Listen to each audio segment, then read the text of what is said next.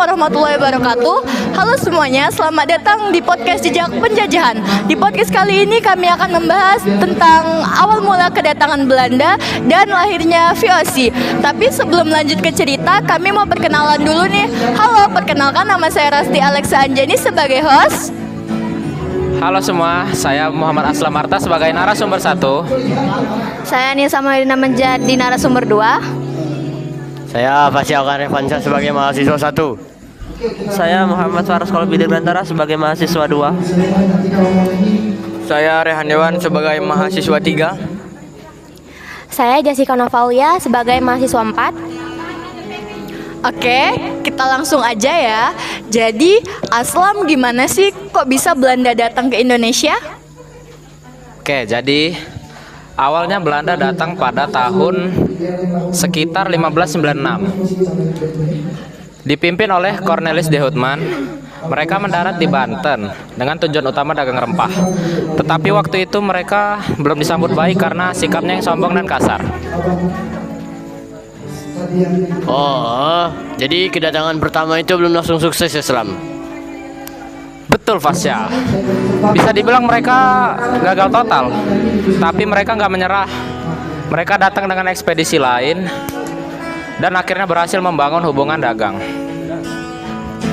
Nah, Nisa bisa jelasin nggak kenapa akhirnya Belanda membangun VOC? Tentu, jadi waktu itu banyak perusahaan dagang Belanda yang saling bersaing untuk mendapatkan rempah-rempah dari Nusantara.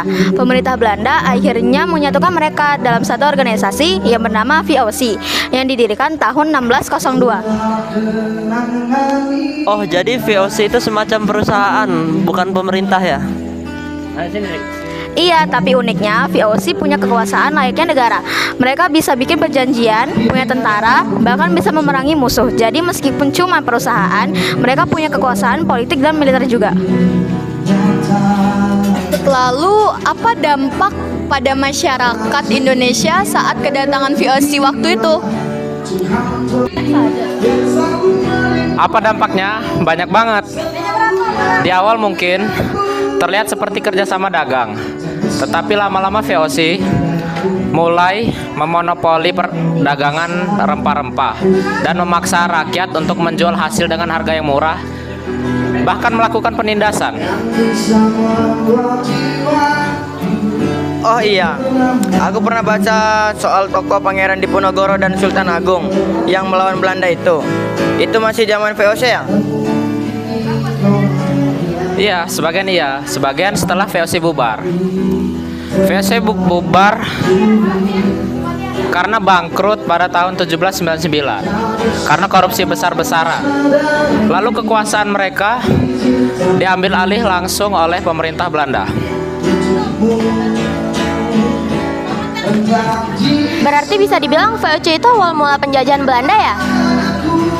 Benar banget, VOC jadi pintu masuk Belanda untuk menguasai Nusantara secara perlahan, yang akhirnya berujung pada masa penjajahan ratusan tahun. Wah, seru banget ya obrolan hari ini.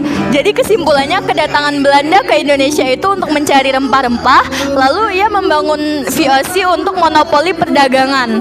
Tetapi VOC bubar karena korupsi. Terima kasih Aslam dan Nisa dan juga teman-teman semuanya.